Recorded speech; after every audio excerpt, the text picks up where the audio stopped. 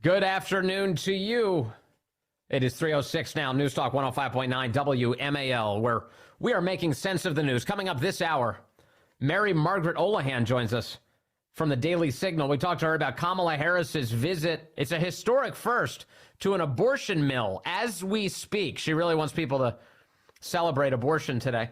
We'll talk about that with Mary Margaret. Seth Mandel joins us at 4 o'clock, reacting to the decision by top Democrats to say it is time for regime change in Israel. A big story today. The details ahead. Daniel Turner is with us at 4:30 as Joe Biden's administration is lying to us about the temperature of the planet. And then Andy Biggs, the congressman, joins us at 5 o'clock today. A lot to talk about. You can join us at 888-630-9625, 888-630-WMAL. It's amazing. Let's begin with Chuck Schumer today.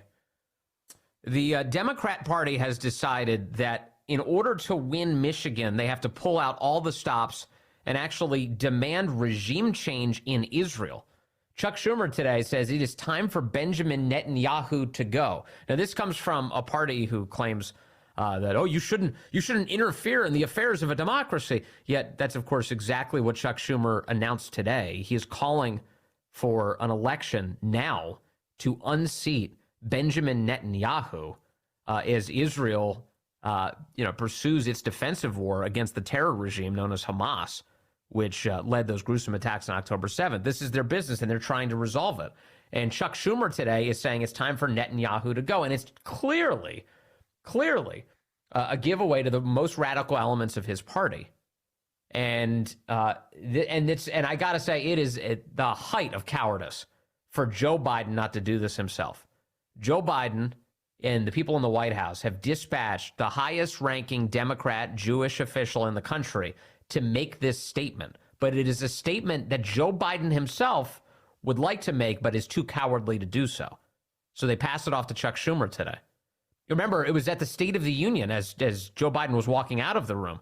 He was talking to someone, and he said, we're about to have a come-to-Jesus moment with Benjamin Netanyahu. He said, come to Jesus, and an aide had to come rushing in and say, whoa, Mr. President, you're on a hot microphone, just so you know. And then at that point, Biden silenced the opinions he was expressing there. But this must be what they're talking about. This must be that come to Jesus moment now, as Chuck Schumer, on behalf of the Democrat Party, calls for the end of Netanyahu's time. Let's take a listen here. I've queued up the audio. Here's Chuck Schumer making this claim today. As a lifelong supporter of Israel, it has become clear to me the Netanyahu coalition no longer fits the needs of Israel after October 7th. The world has changed radically since then, and the Israeli people are being stifled right now by a governing vision that is stuck in the past. The world has changed radically since then. From what? So Israel was allowed to defend itself for a couple of weeks, and then beyond that, the world has changed, quote, radically?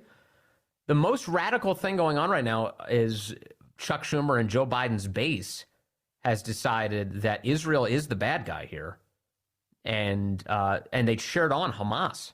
Remember all the pictures, all the lefty organizations on college campuses across the country? They were showing pictures of the Hamas terrorists outlined, flying in with hang gliders for their attacks on Israel. They were worshiping them. They were celebrating the terror attack.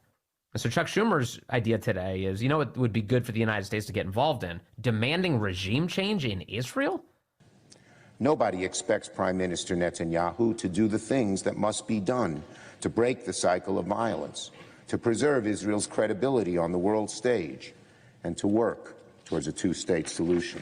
Look, you can have all the concern in the world you'd like about humanitarian requirements and making sure that innocent people aren't killed, and you're right to have that thought. But the idea that Israel was leading a crusade of violence against the Gaza Strip is like insane. It was October. They were not attacking Gaza. The events of October 7th were that Hamas, which controls Gaza, massacred, raped, beheaded, and took hostage Israelis and Americans, for that matter, amongst other citizens. If he were to disavow Ministers Smotrich and Ben-Gvir and kick them out of his governing coalition, you have to change your government because Biden is ordering you to. that would be a real meaningful step forward. But regrettably, there's no reason to believe Prime Minister Netanyahu would do that. He won't disavow Ministers Smotrich and Ben-Gvir in their calls for Israelis to drive Palestinians out of Gaza and the West Bank. You know, I was looking up the surveys in Israel trying to figure out, okay, what's the public sentiment here? And while Benjamin Netanyahu is not the most popular person on the whole planet, certainly not in Israel, but he is managing a governing coalition right now. And that is what the people of Israel have agreed to. This is, they put him in power. But I will say that his prosecution of the war, Israel's prosecution of the war against Hamas, is popular in Israel. It has majority support there. And here you have Chuck Schumer saying that it's time for the people of Israel to stop. He won't commit to a military operation in Rafah that prioritizes protecting civilian life. He won't engage responsibly in discussions about a day-after plan for Gaza and a longer-term pathway to peace. You know, and then, of course, there's all the humanitarian aid that we've been sending into the region. Hamas has, on a routine basis, stolen so much of it. They've imperiled the non-combatants in the region by turning them into human shields, as they so often do. And now the Biden administration is spending untold sums of money for a public relations stunt, again, designed to help Biden win Michigan. They're sending U.S. Army boats right now in the direction of Gaza, as Joe Biden announced in his State of the Union address, in order to, quote, deliver food and other supplies. But to the extent that anyone's gotten in the way of that, it's been Hamas. It's been Hamas. And this is just an effort to, you know, he thinks he can win the election. They're spending a lot of money on this very thing. So today, you get these comments from Chuck Schumer. Let's see here. We've got a little bit more for you. Chuck Schumer today says this is a critical juncture, time for Netanyahu to go. Israel is a democracy. 5 months into this conflict, it is clear that Israelis need to take stock of the situation and ask, must we change course? At this critical juncture, I believe a new election is the only way to allow for a healthy and open decision-making process about the future of Israel. It is grotesque and hypocritical. Mitch McConnell. For Americans who hyperventilate about foreign interference in our own democracy to call for the removal of a democratically elected leader of Israel. This is unprecedented. We should not treat fellow democracies this way. That was Mitch McConnell today. So Chuck Schumer demanding regime change. Mitch McConnell saying you're in the wrong here. Speaker Mike Johnson also with a response today to all of this. We saw the remarks from Senator Chuck Schumer calling for new elections in Israel. And we want to speak very clearly and concisely to say that this is not only highly inappropriate, it's just plain wrong for an American leader to play such a divisive role in Israeli politics while our closest ally in the region is in an existential battle for its very survival. We need to be standing with Israel, and we need to give our friends and allies our full support. Yeah, there you go. So have you also noticed that Schumer has not given a speech to this effect calling for Iran to undergo a regime change? Israel, they're perfectly happy doing that. But Iran, which is financing the terror attacks in the region against both Israelis and Americans, no speech like this. No speech like this. They're not calling for regime change there. Not at all. Israel, no. They call for regime change. And, man, let's get Jason in Winchester in here. Line 2? Line 2? Jason, you're on the Vince Coglianese Show. Hello, Jason. Hey, good afternoon. So Yes, sir.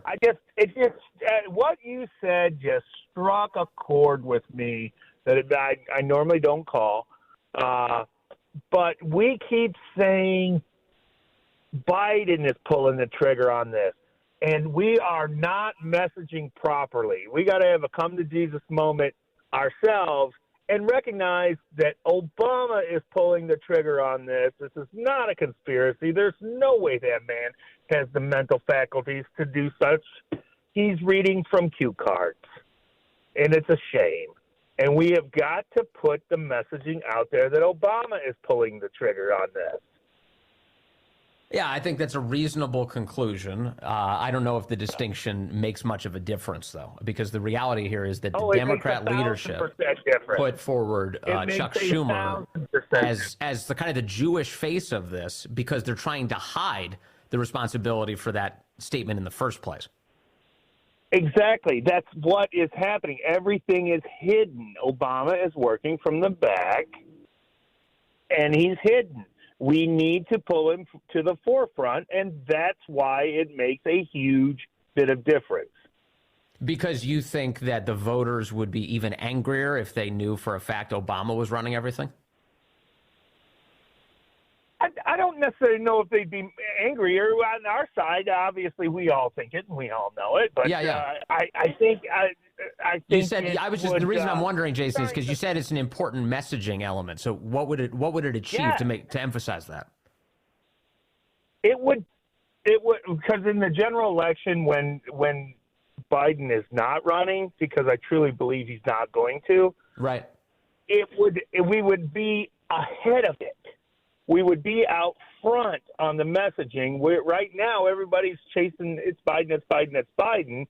But in the general, it's not going to be him. Yeah. Well, I think you're right. I think you're right to talk about what's happening here, which is that Biden is a controlled figurehead within his own party, no question. And we often have pointed to Obama as the guy who's doing that. And here he is, in this particular issue. Biden is carrying the very same water that Obama was carrying in the first place, right to your point, when it comes to constantly appeasing and sucking up to and financing Iran. So the idea here is that Iranian funding goes to a terror attack on Israel. Where do the Iranians get money? Where do they get access to all of the funding? Well, that was thanks to Biden and, of course, the Obama-Biden coalition enabling that over and over and over through the years. That's financed the entire terror regime. And just this past day, the Biden administration uncorked another $10 billion for Iran. The Washington Free Beacon reporting this week that the Biden administration yesterday, Wednesday, reapproved a sanctions waiver that unlocks upwards of $10 billion in frozen funds for the Iranian government, according to a copy of a notice submitted to Congress late Wednesday and reviewed by the Washington Free Beacon. The sanctions waiver, which has drawn fierce GOP opposition on Capitol Hill, allows Iraq to transfer electricity payments to Iran via third-party countries. The sanctions waiver was last approved by the Biden administration in November and set to expire this month, putting the White House in a tight position as a mounting chorus of Republican lawmakers have expressed concern about the sanctions being bypassed. And this is only the latest way that the Biden administration has cleared the decks for Iran to be funded. Because remember, they're also taking a tremendous amount of money from China, where they're basically exporting all of their oil to the Chinese, and the Biden administration is letting that happen. And then they have of course, have the temerity to stand up there and say, whose problem it is Israel, and it's time for Netanyahu to go. All right, more of your calls in just a moment. Yeah, and I hear the tickets for the Free Speech Forum are moving very quickly. So if you'd like to be there, June 2nd, the Birchmere in Alexandria. It's going to be a great time. Go ahead, WMAL.com/Free Speech Forum. It'll be myself, Larry O'Connor, Chris Plant, Julie Gunlock, Patrice Onwuka, and the great one, Mark Levin. I'm looking forward to hearing Mark's comments this evening. I saw him on X earlier saying it's time for regime change here in America. The left, as you know, out of control here. Let's take Brad in Fairfax, line 1. Brad, good afternoon. You're on the Vince Coglianese Show. Good afternoon, Vince. Can you hear me? I do hear you, Brad. Go for it, sir. I am livid at this. How dare Biden try to tell the population of a sovereign nation who democratically elects their leadership who their leaders should be. It's like they think Israel is a vassal state. Israel is America's slave and has to do whatever the Democrats think they want to do.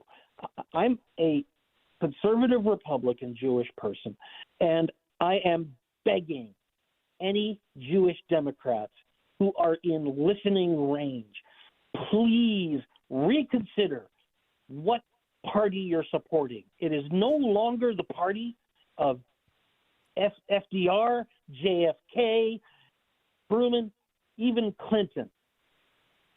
The Democratic Party is no longer the friend to the Jewish people. Please reevaluate who you're supporting and why. So when I said earlier, Brad, I said earlier that, you know, they used Chuck Schumer to deliver this message today because he's the highest profile Jewish Democrat in the country. Do you think that was an accident? Of course it wasn't an accident. But I will tell you, I don't trust the things Schumer says, regardless of what ethnic group he's part of. Right. All right. Brad, thank you. Thank you. This just makes me really angry. Bye. Yeah, I can see. Thank you very much, Brad. All right, let's get Richard and Frederick in here, line 3. Richard, you're on the Vince Coglianese Show. Hello, sir. Hi. How come we never hear the Democrats talk about Hamas and how Hamas should stop doing what it is doing and should, and should surrender or just get out of Gaza altogether? The Palestinian people don't want Hamas. You talk to the Palestinians that are here in the United States, they'll tell you Hamas is an evil entity. And I think that the Democrat political party has become an evil entity in the United States. If you take a look back at all the wars that we've been in since World War II, it's the Democrat political party that whenever one side, which is favored to the United States, is winning, they scream for United States to back off or for our allies to back off. Mm-hmm. Hamas is the entity that is the problem. It needs to be destroyed. Let Israel do its job. Yeah, and they reserve their toughest criticism for Israel here and demand regime change there and nothing like that for Hamas. Thank you, Richard. It's a smart point. I want to take Chris in Huntingtown now, line 2. Chris, you're on the Vince Coglianese Show. Hello, sir. Hello, Vince. I really want to thank you for the great work that you do. And thank you. You're most impressive with your great knowledge that you bring us, and I just want to thank you for that. But I have what they cry and whine about the most is how we got to stop the Hamas Israel. Well, what about the moron that needs the regime change that's in the Ukraine?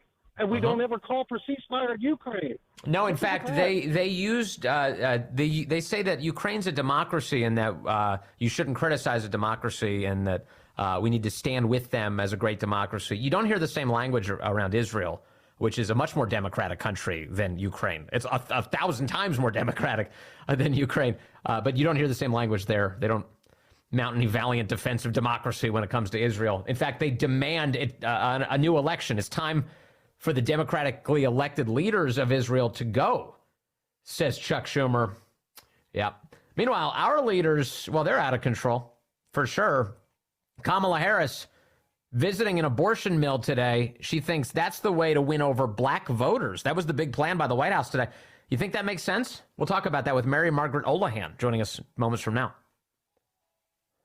Good afternoon to you. 3:35 here, News Talk 105.9 WMAL, where we're making sense of the news. Coming up 4 o'clock, Seth Mandel is with us from Commentary Magazine. We discussed Chuck Schumer's decision to call for regime change in Israel today. Seth has a reaction to that. Daniel Turner will be here at 4:30. The Biden administration has been deceiving the planet about temperature data, turns out. And then Andy Biggs will be with us at 5 o'clock. The congressman joins us on this big TikTok fight. And you can talk to us at 888-630-9625, 888-630-WMAL.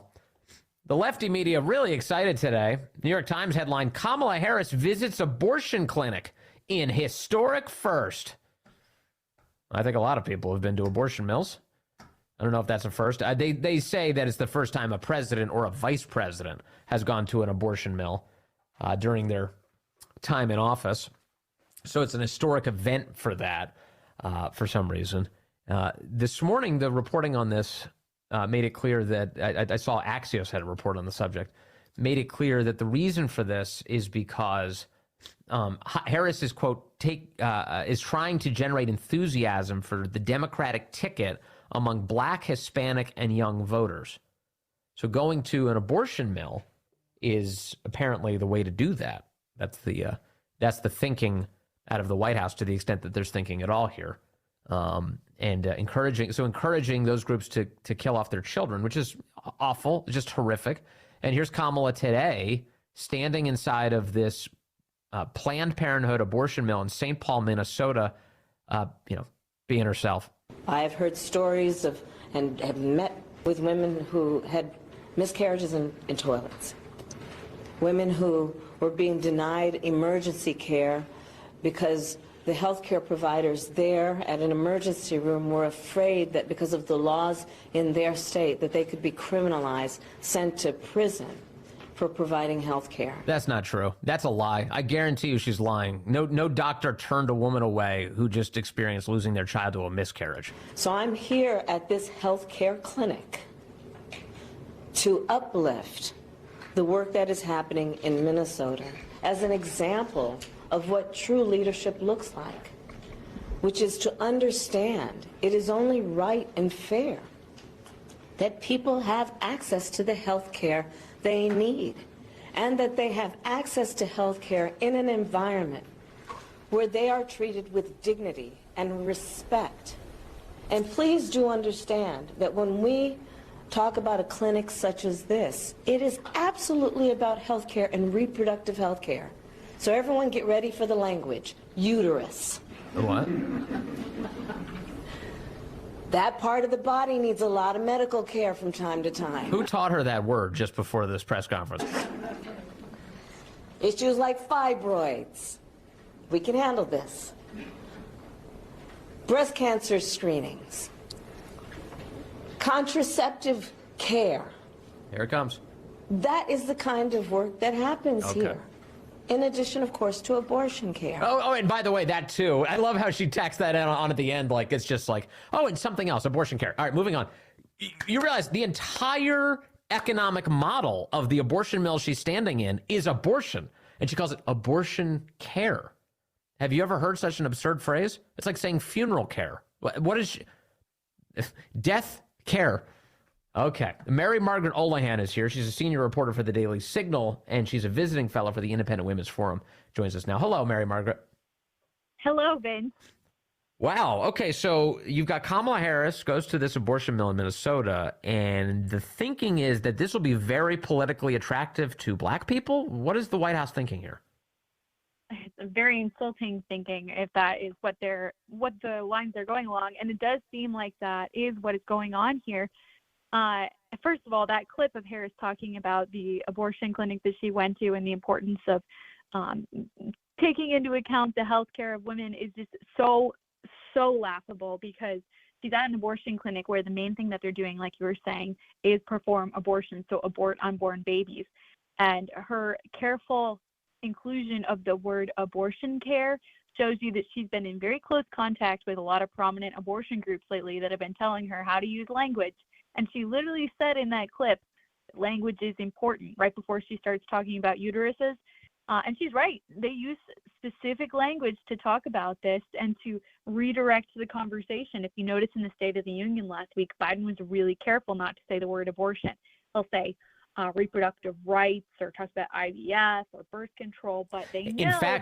In fact, in his prepared remarks, apparently the word abortion did appear, and he refused to say it. He tried to euphemize it a bit and not refer to abortion directly.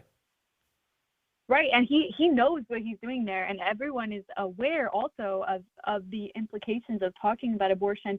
Of course, Biden has a little bit of a complicated relationship with abortion, since as a so-called devout Catholic, which the media describes him as, he is in direct conflict with the Catholic Church's teaching that abortion is a crime against human life and ends the life of an unborn child. But in this case, Harris has no such qualms about abortion, and she is literally the first vice president or president to darken the door of an abortion clinic that literally exists to abort babies.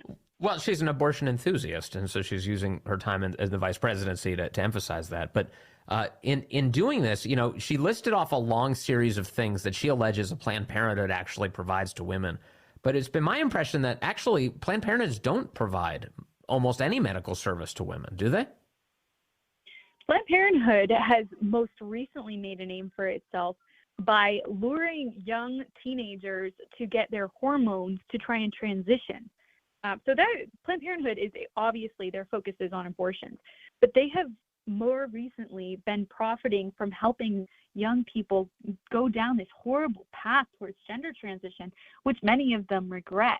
And they're giving them testosterone, estrogen, giving them prescriptions, and basically greenlighting them for this really traumatic journey on a gender transition.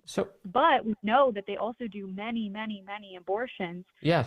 So to represent that is not what they are about is farcical. Right. And the implication that this is healthcare rather than ending the life of someone, it's not just farcical, it's manipulative and it's purposeful.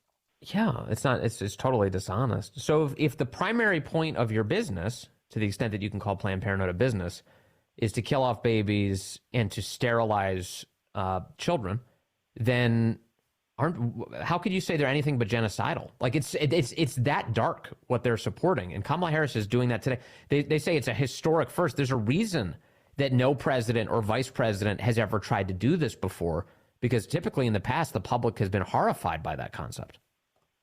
Right. I mean, who wants to see the vice president of the United States going to a place where they dismember babies routinely and celebrate it? That's just it's unthinkable.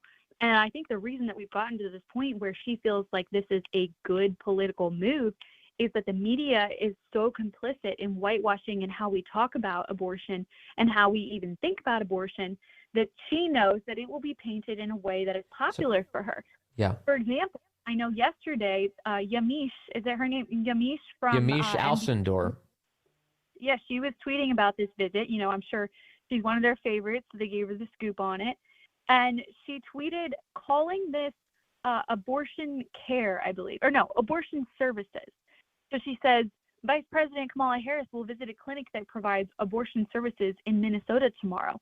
Sources tell me that they believe this will be the first time a president or vice president has ever visited a clinic that provides abortion services in U.S. history. So her sources, aka the White House, gave her this and gave her this wording and told her this is how you should be talking about this. And she, as a member of the wonderful media that we have today, absolutely follows their lead and frames it as abortion services. Right. If she were honest, she might say, this is the first time that anyone has ever gone to an abortion clinic, but that a president or vice president has gone to an abortion clinic, which is typically considered a rather unsavory place where they kill babies every single day. Yeah, it's too obvious. It's too obvious to voters, which is why they haven't done it in the past. Maybe, I don't know, maybe their control of the media is going to help them here. So in other words, Yamiche is not going to report on the claim that Harris made today, which I just flagged, which is this idea that women who experience the loss of their child through a miscarriage, doctors are turning them away. That's what Kamala Harris claims. She's heard stories of women who've been turned away from emergency rooms after experiencing miscarriages. Have you ever heard of such a story? Is there anything grounded in reality in that claim? No, this is misinformation that has been perpetrated by leftist activists and leftist lawmakers since the Dobbs decision, in which they're trying to say that doctors are afraid to give women proper care for their pregnancies and their unborn babies because abortion is now restricted in some states because of their pro-life laws. And it's absurd because every good doctor knows that they're allowed to help a woman who is undergoing a miscarriage. You can't kill the baby under certain state laws, but of course you can help a mother who is miscarrying her baby.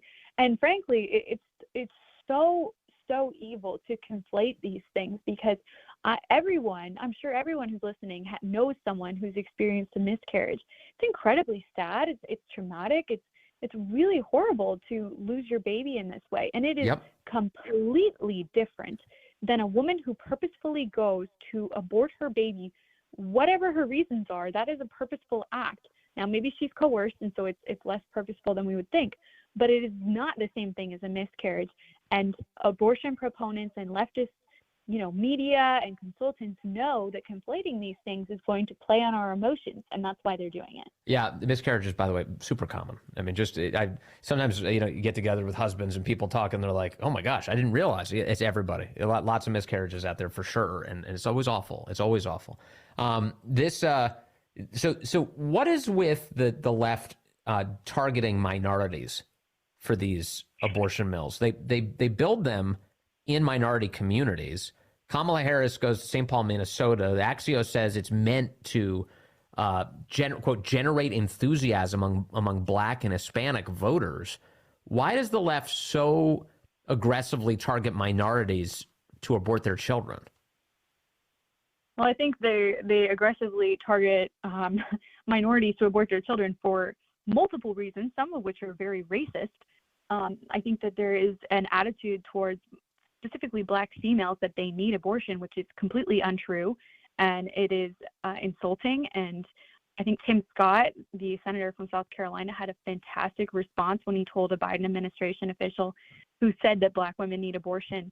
He told that Biden administration official that his mother, who is now the mother of a sitting senator who ended up running for president, his mother would disagree with her that Black women need abortion. So he and I think his response there ended up going viral on social media for a good reason, in that it is insulting to any minority to suggest that they need abortion because they are a minority. That's outrageous. And so, but we're still seeing that, for example, there's many Planned Parenthoods in minority areas of cities. We often hear statistics or messaging that Black women especially need access to reproductive health care. Why should a young Black woman feel that she needs reproductive health care, aka abortion, more than I do? That's insulting.